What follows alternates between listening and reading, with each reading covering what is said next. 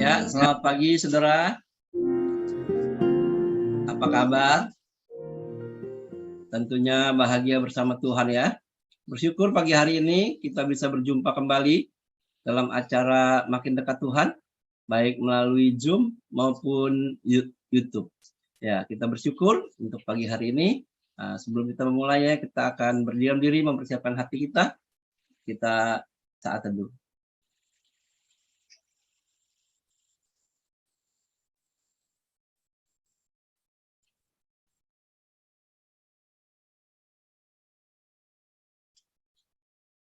Tuhan Bapa kami dalam surga, kami bersyukur Tuhan untuk malam yang indah dan pagi yang baru ini. Kami bersyukur di pagi hari yang indah ini kembali kami bisa bersama-sama bersekutu dalam acara MDT pagi hari ini, baik melalui Zoom maupun YouTube. Dialah pujian dan firman Tuhan yang kami dengar pagi hari ini menjadi sukacita dan kekuatan bagi hidup kami ketika kami menjalani hari-hari bersama Tuhan di saat-saat seperti ini.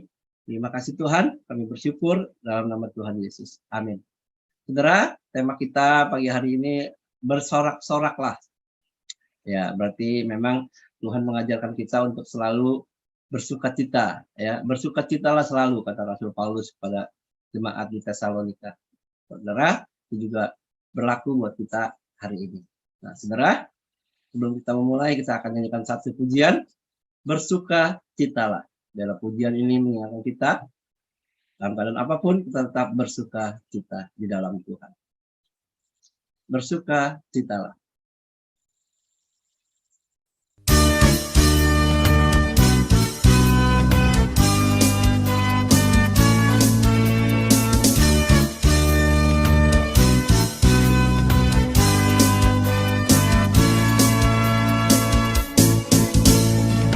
Hanya dalam Yesus ku bersuka cita setiap hari.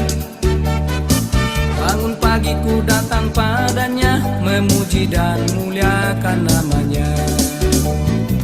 Hanya dalam Yesus ku bersuka cita setiap hari. Siang malam ku datang padanya, memuji dan muliakan namanya.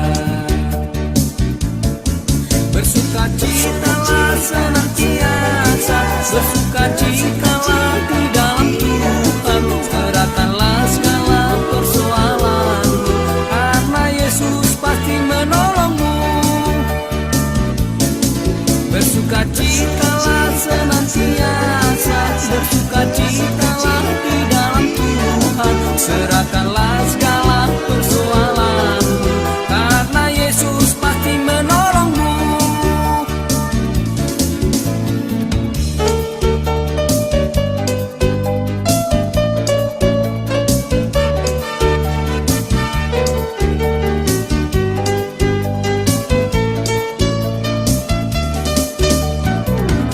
Dalam Yesus ku bersuka cita setiap hari. Setiap waktu ku datang padanya, memuji dan muliakan namanya. Bersukacitalah senantiasa, bersukacitalah di dalam Tuhan. Serahkanlah segala persoalanmu, karena Yesus pasti menolongmu. Bersukacitalah senantiasa, bersukacitalah di dalam Tuhan. Serahkanlah segala persoalanmu, karena Yesus pasti menolongmu. Bersukacitalah senantiasa, bersukacitalah di dalam Tuhan. Serahkanlah segala persoalanmu, karena Yesus pasti menolongmu. Bersukacitalah senantiasa, bersukacitalah di dalam Tuhan. Serahkanlah segala persoalanmu, karena Yesus pasti menolongmu. Bersukacitalah senantiasa, bersukacitalah di dalam Tuhan. Serahkanlah segala persoalanmu, karena Yesus pasti menolongmu.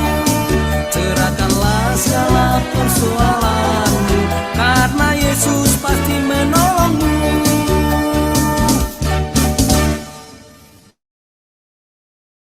Amin, saudara. Amin ya. Kita harus tetap bersukacita di dalam Tuhan Yesus. Apapun yang terjadi, persoalan kita tetap bersukacita. Nah, saudara, kita akan memulai MDT kita pagi hari ini, firman Tuhan, dengan tema bersorak-soraklah. Nah, saudara, bersorak-soraklah. Nah, beberapa hari kemarin, saudara, ada pertandingan Piala Champion, saudara ya. Saya suka sepak bola, saudara. Kalau dulu, setelah kalau tidak nonton pertandingannya, saya harus mencari koran untuk melihat hasil skornya dan jalannya pertandingan. Tapi kalau sekarang dengan internet yang canggih, saudara, ya, dalam beberapa jam setelah pertandingan saya bisa lihat, saudara. Pagi-pagi saya bisa lihat, ya. Nah, saudara, ketika klub sepak bola yang kita suka menang, saudara, kita bersorak-sorak, saudara ya. Ya, bukan hanya kita, pemainnya, ya, penontonnya, semua yang ngefans sama klub sepak bola itu pasti bersorak-sorak, saudara. Kenapa? Karena menang, ya, saudara ya. Nah, ada yang klub kesayangannya MCT, ya, lagi jadi juara grup ya. Apalagi yang juara grup MCT, Bayern Munchen, terus AC Milan, wah, pokoknya banyak sekarang, saudara ya. Klub besar yang Real Madrid yang memimpin klasemen sementara. Dan lebih bersukacita lagi, saudara, bersorak-sorak. Kenapa, saudara? Semalam pertandingan Indonesia lawan Vietnam, saudara, dimenangkan oleh Indonesia 3-2, saudara. Wah, Piala Asia U20 sehingga membawa Indonesia masuk ke final Piala Asia bersama Korea dan lain-lainnya nanti. Wah, puji Tuhan, saudara ya. Kita kalau pecinta bola, saya bersorak-sorak, saudara. Ya, kenapa? Karena begitu senangnya, saudara ya, Indonesia bisa tampil lagi di final Piala Asia U20. Nah, kalau yang nggak suka bola ya ikut senyum aja. Nah, saudara, bersorak-sorak tema kita pagi hari ini adalah bicara dalam Zakaria 9 ayat 9, saudara. Katakan apa, saudara? Sorak-soraklah dengan nyaring, hai putri Sion. Bersorak-soraklah, hai putri Yerusalem. Lihat, rajamu datang kepadamu, ia adil dan jaya. Ia lemah lembut dan mengendarai seekor keledai. Seekor keledai beban yang muda. Nah, saudara, hidup di masa sulit, saudara, bukan hanya kita saat ini, saudara ya. BBM naik, demo di mana-mana, perang nggak selesai-selesai, bahkan ada sekutu baru antara Cina dan Rusia, bikin blok baru, ya. Blok ribut kayaknya namanya. Blok cari ribut. Ya, itulah, saudara ya, keadaan dunia. Nah, yang bersyukur di masa pandemi ini akan berakhir, saudara. WHO bilang sudah di ujung pandemi COVID-19 ini. Puji Tuhan, saudara ya. Ya, walaupun banyak berita yang membuat kita merasa susah, tapi bersyukur, saudara, di masa sulit seperti ini ada kabar gembira juga tentang COVID-19, ya, saudara ya. Jadi tetap terus bersyukur dalam masa sulit pun. Nah, di zaman Zakaria pun, ya, bangsa Israel juga hidup di dalam masa sulit, saudara. Ya, akan kita pelajari hari ini. Kitab Zakaria, saudara, kitab ini namanya berdasarkan Nabi Zakaria. Zakaria artinya adalah Tuhan telah mengingat. Nah, ini, saudara ya. Arti yang sangat indah, saudara. Tuhan telah mengingat.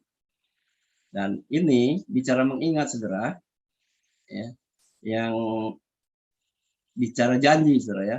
Nah, kalau manusia janjinya gombal, saudara ya. Nah, bisa mengingat, bisa, tapi nggak semuanya. Kadang-kadang melupakan, saudara. Jadi makanya bersandarlah sama Tuhan. Tuhan telah mengingat. Nah, itu Tuhan maksudnya apa, saudara? Tuhan selalu ingat akan janji-janjinya. Ketika manusia jatuh ke dalam dosa, Adam dan Hawa, Tuhan memberikan janji. Apa, saudara? Dalam Kejadian 3 ayat 15, Tuhan akan memberikan penebusan, saudara. Itu namanya proto-evangelium, jadi Injil pendahuluan. Jadi sebelum berita Injil dikabarkan, Injil pendahuluan ini sudah disampaikan oleh Tuhan akan menyelamatkan manusia. Setelah itu Tuhan juga nggak lupa, Tuhan selalu ingat, saudara. Ya, dia ingat janjinya, dia ingat, lalu dipanggillah Abraham, saudara, untuk menjadi umat pilihannya. Ya, nah akhirnya terus Abraham, Ishak, Yakub terus sampai ke bangsa Israel. Saudara. Akhirnya bangsa Israel menjadi budak di Mesir, saudara. Tuhan juga nggak lupa, saudara. Tuhan ingat, lalu dibebaskan. Nah, setelah itu lanjut Tuhan menyertai bangsa ini di padang gurun 40 tahun dan akhirnya masuk ke tanah Kanaan, saudara, yang sekarang mereka tinggali sampai saat ini. Nggak lupa, Tuhan selalu mengingat janjinya. Bahkan ya di zaman Nabi Zakaria ini, saudara, yaitu seorang nabi Yahudi yang berkarya setelah Israel kembali dari pembuangan di Babel. Itu tahun 520 sampai tahun 470 sebelum Masehi, saudara. Jadi Tuhan mengingat, ingat apa, saudara? Setelah pulang dari pembuangan, bangsa Israel tuh hidupnya di masa sulit, saudara. Ya, untuk membangun rumah kembali, untuk apa segala macam, saudara. Bahkan Tuhan meminta untuk membangun rumah Tuhan juga, membangun rumah Allah juga. Ya. Nah, inilah hidup-hidup umat pilihan Tuhan, orang percaya di masa Nabi Zakaria ini, saudara. Tuhan selalu mengingat, saudara. Disinilah tempat yang paling indah Tuhan sampaikan firman Tuhan, nubuatan tentang janji keselamatan itu, saudara. Nah, dari kitab ini adalah panggilan untuk bertobat, saudara. Israel, umat Tuhan, orang percaya akan dihukum karena dosa, tetapi kemudian akan dikuduskan dan dipulihkan. Bangsa itu akan menolak Mesias yang akan datang. Bayangin, saudara, ya. Nubuatan itu juga udah jelas bahwa Mesias juga akan ditolak karena kedegilan bangsa Israel, umat pilihan Allah. Tetapi pada akhirnya akan diselamatkan. Ya, dalam kitab Zakaria semua itu, saudara, ya. 8 visi tentang akhir zaman Zakaria. Jadi inilah, saudara, berita yang bicara tentang keselamatan. Tujuan penulisan. Nabi Zakaria menyatakan bahwa Allah menggunakan nabinya untuk mengajar, menghimbau, dan mengoreksi umatnya. Ya, inilah tugas seorang nabi, saudara, ya. Bukan hanya mengajar, menghimbau untuk hidup yang benar, dan mengoreksi kalau ada kesalahan-kesalahan. Tapi sayangnya, di sepanjang sejarah nabi, saudara, ya, bangsa Israel, mereka menolak, saudara. Dosa mah hukuman dari Allah. Tetapi, saudara, nah di sini pentingnya, saudara. Jadi pesan, tujuan penulisan dari kitab Zakaria ini bukan hanya menyampaikan penghukuman Tuhan, tapi anugerah keselamatan, saudara. Anugerah Tuhan, kemurahan Tuhan yang tiada bandingnya, tiada taranya. Katakan, tetapi Allah melalui Zakaria menyampaikan bahwa keselamatan tersedia bagi semua orang. Dari pasal pertama sampai terakhir menggambarkan manusia dari seluruh penjuru bumi datang menyembah Allah. Yang memang menginginkan semua manusia menyembah Tuhan. Itulah kerinduan Allah. Semua orang diselamatkan. Tapi ya, ada kehendak bebas manusia. Manusia bisa memilih, saudara, mau atau tidak. Nah, saudara, ini keselamatan bagi orang percaya. Di antara para nabi kecil, saudara, Zakaria yang paling banyak bernubuat tentang kedatangan Tuhan Yesus. Baik pada kedatangan pertama kali 2000 tahun yang lalu, dan pada nanti, pada second coming, pada kedua kalinya. Tentang kedatangan pertama, dikatakan dia atau Tuhan Yesus akan datang di tengah kita. Zakaria 2 yang diparalelkan dengan Matius 1 ayat 23. Dia adalah tunas dan batu. Dia adalah juru selamat Israel, mata air yang darahnya menyucikan dari dosa. Itu, saudara, ya, itu tentang nubuatan yang sudah digenapi 2000 tahun yang lalu. Nah, tentang kedatangan Tuhan Yesus yang kedua kali, saudara, Zakaria 9 sampai 10, ya, mereka yang membunuh dia akan melihat dia dan meratap. Dia akan datang dan berdiri di atas bukit Zaitun. Dia akan datang sebagai juru selamat, hakim, dan raja yang benar yang memerintah dari Yerusalem. Ini, saudara, ya. satu janji yang indah. Tuhan selalu mengingat akan rancangannya yang indah bagi kita semua. Nah, saudara, kalau kita perhatikan secara mendetil ya, saudara ya. Ya, coba kita perhatikan. Dalam Zakaria 1, saudara, janji keselamatan bagi orang percaya itu dikatakan apa? Sebab itu katakanlah kepada mereka, beginilah firman Tuhan Allah semesta alam. Kembalilah kepadaku, demikianlah firman Tuhan semesta alam. Maka aku pun akan kembali kepadamu, firman Tuhan semesta alam. Jadi, kesimpulan tentang keselamatan, Tuhan mau semua kembali kepada Tuhan. Semua manusia untuk kembali kepada Tuhan. Nah, yang kedua, saudara, di Zakaria 9 ayat 9 yang akan kita bahas lebih dalam pagi hari ini. Bersorak-soraklah dengan nyaring, hai putri Sion. Bersorak-sorailah, hai putri Yerusalem. Lihat, rajamu datang kepadamu, ia adil dan jaya. Ia lemah lembut dan mengendarai seekor keledai beban yang muda. Inilah nubuatan, saudara, yang sudah terjadi dan digenapi oleh Tuhan di dalam Yesus Kristus, dalam Tuhan Yesus. Lalu nanti akhirnya di Zakaria 14 ayat 9, maka Tuhan akan menjadi raja atas seluruh bumi. Pada waktu itu Tuhan adalah satu-satunya dan namanya satu-satunya. Amin, saudara. Inilah ya, janji keselamatan bagi setiap orang percaya. Dan kita yang sudah merespon, saudara, hari lepas hari kita bersorak-soraklah. Ini yang Tuhan mau, saudara. Kenapa? Kemenangan sudah ada dalam kehidupan kita di dalam Yesus Kristus, di dalam Tuhan Yesus yang memberi kemenangan itu. Nah, kita paralelkan, saudara, janji keselamatan bagi orang percaya ini yang digenapkan 2000 tahun lalu dalam Tuhan Yesus, yaitu dalam Matius 21, saudara. Yang di ayat 5-nya. Katakanlah kepada putri Sion, lihat rajamu datang kepadamu. Ia lemah lembut dan mengendarai seekor keledai beban yang muda. Ya. Inilah, saudara, nubuatan yang begitu indah, janji yang ditepati oleh Tuhan. Karena janji Tuhan iya dan amin. Nah, waktu zaman Zakaria, orang hanya melihat itu, saudara. Tapi waktu di masa Tuhan Yesus datang 2000 tahun yang lalu, melihat keselamatan itu di dalam Tuhan Yesus. Dan ini sudah terjadi, saudara. Kisahnya, saudara, kisah Tuhan Yesus diulurkan di Yerusalem. Kalau kita baca skala garis besarnya, saudara, Matius 21 ayat 1 sampai 3, firman Tuhan mengatakan apa, saudara? Ketika Tuhan Yesus dan murid-muridnya telah dekat Yerusalem dan tiba di Betfage yang terletak di Bukit Zaitun, Tuhan Yesus menyuruh 2 orang muridnya dengan pesan, pergilah ke kampung yang di depanmu itu, dan di situ kamu akan segera menemukan seekor keledai betina tertambat dan anaknya ada di dekatnya.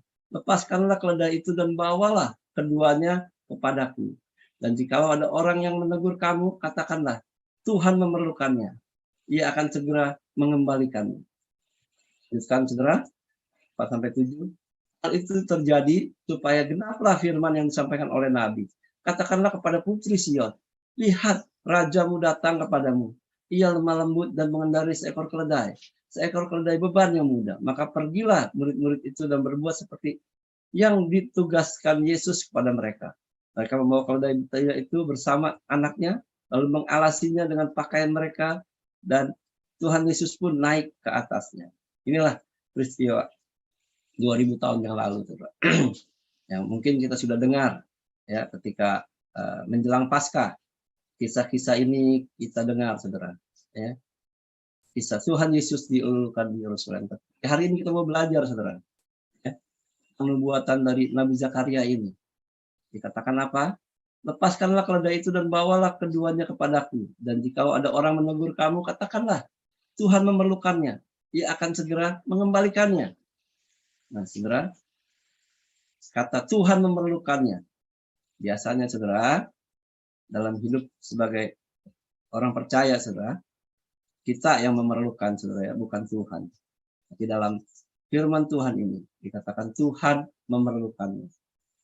Nah, saudara, di zaman Nabi Zakaria, ya, firman Tuhan ini hanya sebagai penghibur, saudara.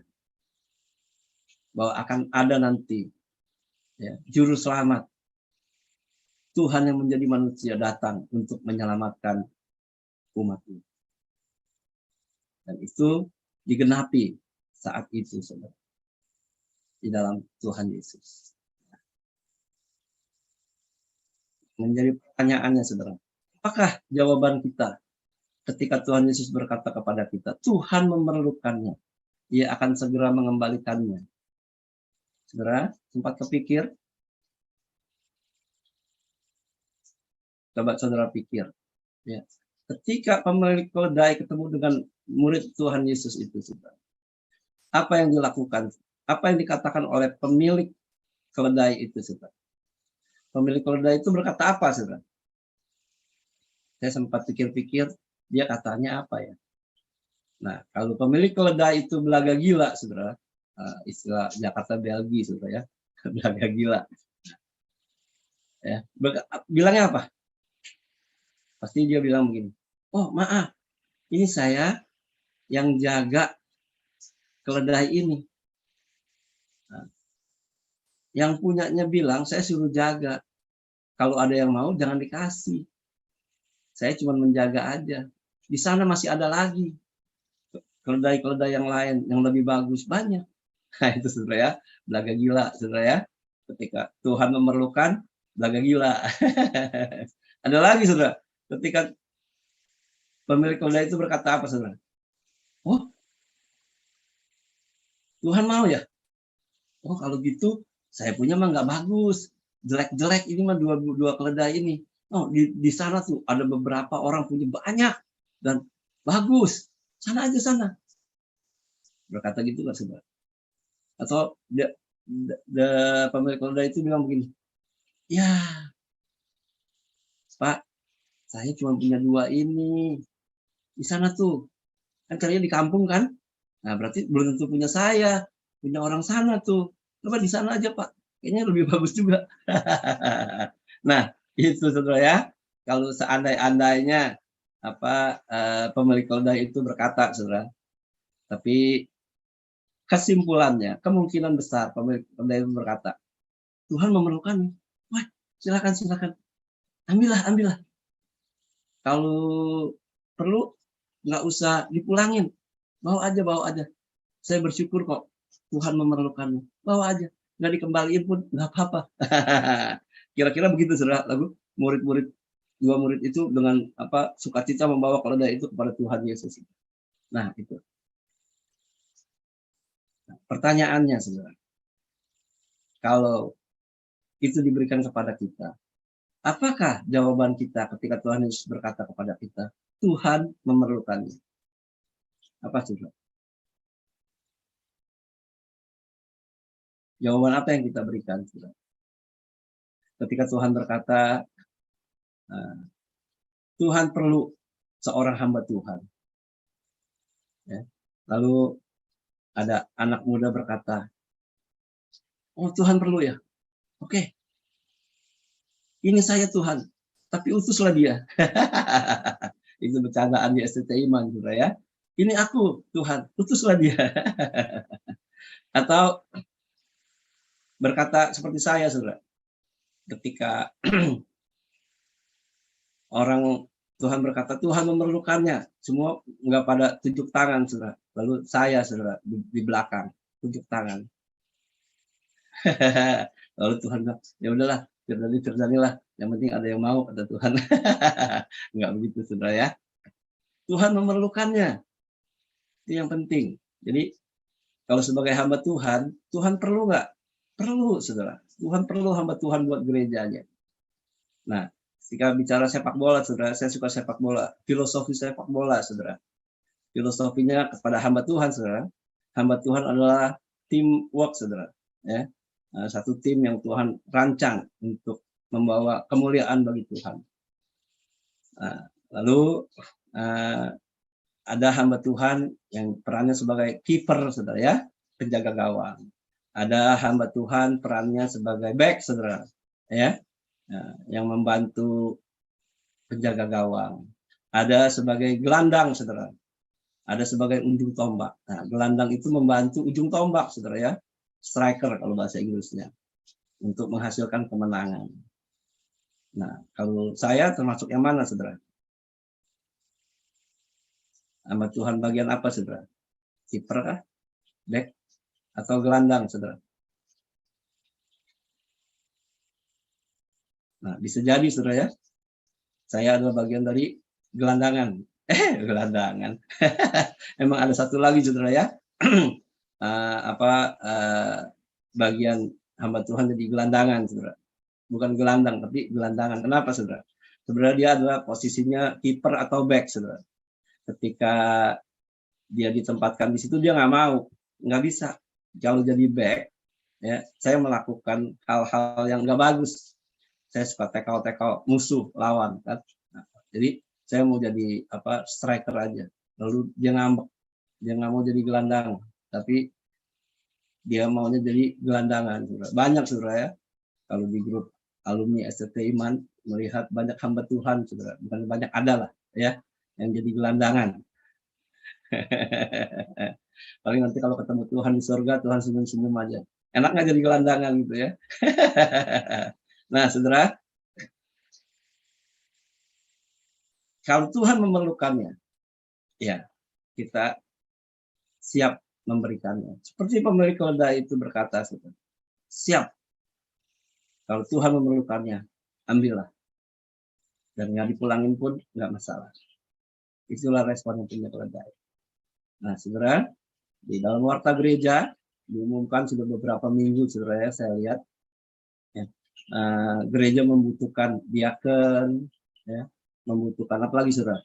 Membutuhkan para pelayan, saudara ya.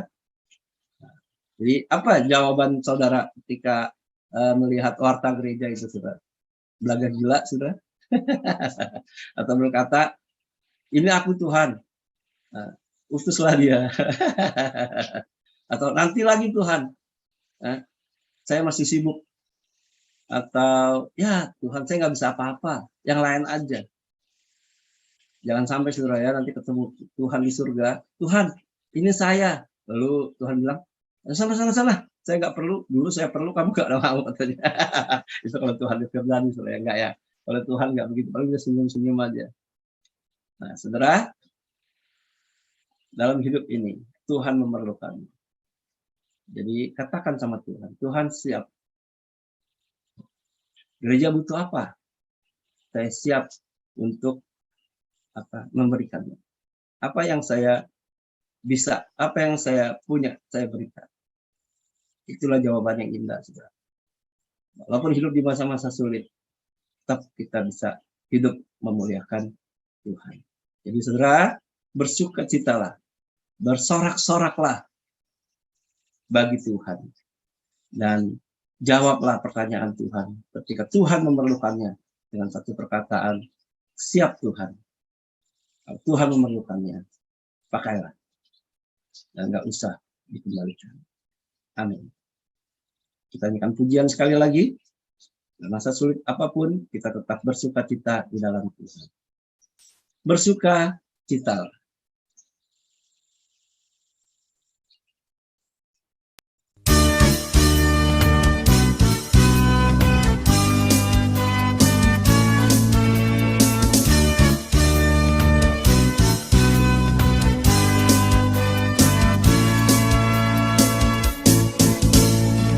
Hanya dalam Yesus ku bersukacita setiap hari.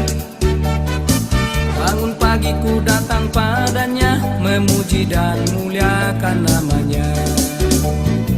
Hanya dalam Yesus ku bersukacita setiap hari.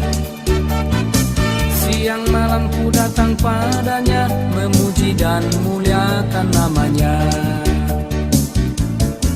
Bersukacitalah senantiasa, bersukacitalah di dalam Tuhan. Serahkanlah segala persoalanmu, karena Yesus pasti menolongmu. Bersukacitalah senantiasa, bersukacitalah di dalam Tuhan. Serahkanlah segala persoalanmu, karena Yesus pasti menolongmu.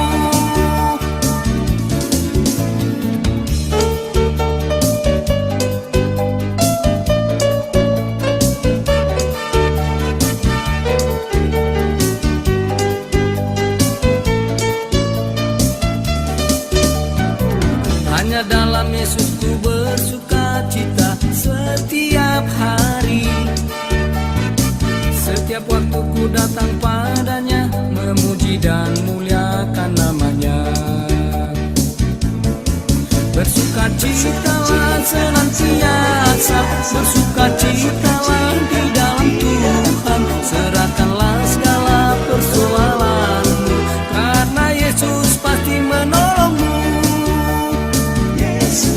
Bersukacitalah senantiasa, bersukacitalah di dalam Tuhan, serahkanlah segala persoalanmu, karena Yesus pasti menolongmu. Bersukacitalah senantiasa, bersukacitalah di dalam Tuhan, serahkanlah segala persoalanmu, karena Yesus pasti menolongmu. Bersukacitalah senantiasa, bersukacitalah di dalam Tuhan, serahkanlah segala persoalanmu, karena Yesus pasti menolongmu. Bersukacitalah senantiasa, bersukacitalah di dalam Tuhan, serahkanlah segala persoalanmu, karena Yesus pasti menolongmu. Serahkanlah segala persoalanmu, karena Yesus pasti menolongmu.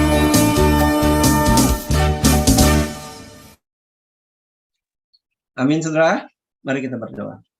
Tuhan Bapa kami dalam surga, kami bersyukur Tuhan untuk pujian dan firman Tuhan yang mengingatkan kami untuk terus bersukacita, bersorak-sorak di dalam Tuhan, karena dalam keadaan kondisi apapun, kami sudah memperoleh anugerah keselamatan, dan kami akan menikmati nanti bersama-sama dengan Tuhan di surga cemerlang.